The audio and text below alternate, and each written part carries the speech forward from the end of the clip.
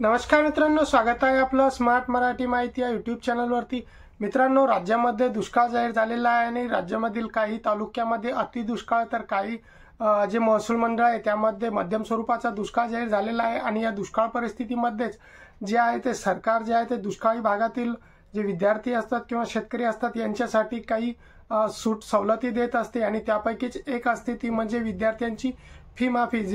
जे विद्यार्थी 10वी 12वीचे परीक्षेला यावर्षी बसलेले आहेत त्यांची जी आहे ती फी माफी होणार आहे आणि त्याचा मागेच शासनाने काढलेला आहे। आणि त्या शासन निर्णयानुसार जे आहे ते सर्व शाळांना जे 40 तालुके अतिदुष्काळात होते आणि 1021 महसूल मंडळ जे होते ते मध्यम स्वरूपाचे दुष्काळातील आहे यांना आदेश देण्यात आलेले होते। या तालुक्यामधील किंवा या महसूल मंडळातील सर्व शाळांना 26 मार्च पर्यंत जी आहे ती सर्व विद्यार्थ्यांची माहिती ही शासनाला पुरवण्याचे आदेश देण्यात आलेले होते व सर्व विद्यार्थ्यांची माहिती ऑनलाईन करण्याचे आदेश त्यांना देण्यात आलेले होते।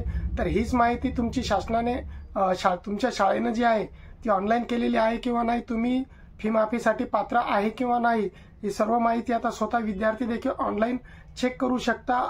आपल्या पोर्टलवरती ती कशी चेक करायची ते आपण बघणार आहोत। तत्पूर्वी चॅनलवरती जर नवीन असाल तर चॅनलला सबस्क्राईब नक्कीच करा, व्हिडिओला लाईक करा। चला तर बघूया कसं आहे फी माफीमध्ये तुम्ही आहे किंवा नाही, तुमचं नाव आहे किंवा नाही, कसं चेक करायचं ते। सर्वप्रथम या वेबसाईटवरती यायचं। फी रिफंड mhssc.ac.in या वेबसाईटची लिंक मी खाली डिस्क्रिप्शन बॉक्समध्ये दिलेली आहे। एसएससी साठी वेगळी वेबसाईट आहे आणि एचएससी साठी वेगळी वेबसाईट आहे, दोन्हीसाठी वेगवेगळ्या वेबसाईट आहे। या वेबसाईटवरती आल्यानंतर 2023-24 यावरती क्लिक करायचं। यावरती क्लिक केल्यानंतर याची कार्यपद्धती आहे ती जी दिलेली आहे ती वाचून घ्यायची। वाचून घेतल्यानंतर इथे खाली क्लिक करायचं। खाली क्लिक केल्यानंतर अशा प्रकारचं स्कूल लॉगिनचा पेज ओपन होईल। स्कूल लॉगिनच्या पेजवर आल्यानंतर आपल्याला जर का आपली स्वतःची माहिती ही शाळेनं भरलेली आहे किंवा नाही ती तुम्ही स्वतः देखील तपासू शकता।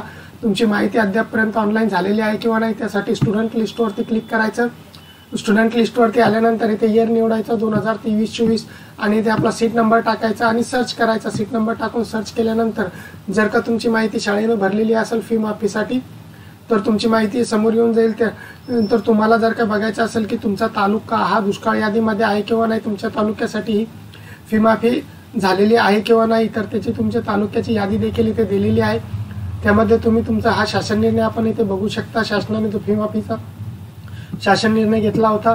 यामध्ये तुमचे तालुका आहे की नाही, जो दुष्काळामध्ये जे 40 तालुके आहे गंभीर स्वरूपाच्या दुष्काळामध्ये 40 तालुक्याची यादी इथे दिलेली आहे। त्या 40 तालुक्यामध्ये जर तुमचं तालुक्याचं नाव असेल तर नक्कीच तुम्हाला फी माफीचा लाभ होणार। त्यानंतर जे 1021 महसूल मंडळ जे यासाठी फी माफीसाठी दुष्काळासाठी पात्र झाले होते मध्यम स्वरूपाचे, त्या दुष्काळाचे त्या 1021 महसूल मंडळाची देखील यादी इथे देण्यात आलेली आहे। त्या महसूल मंडळामध्ये या यादीमध्ये देखील जर तुमचं महसूल मंडळ असेल तर तुम्हाला नक्कीच या फी माफी योजनेचा लाभ होणार आहे।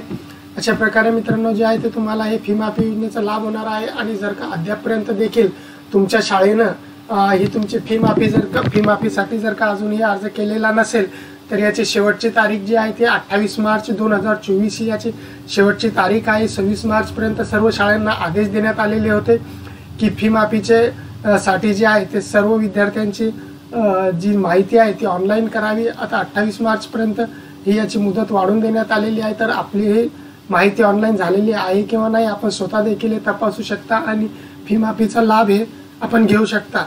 मित्रांनो, अशाच प्रकारची महत्त्वाची माहिती मिळवण्यासाठी चॅनलवरती जर नवीन असाल तर चॅनलला सबस्क्राईब नक्कीच करा, व्हिडिओला लाईक करा आणि शेअर करा। जय हिंद, जय महाराष्ट्र।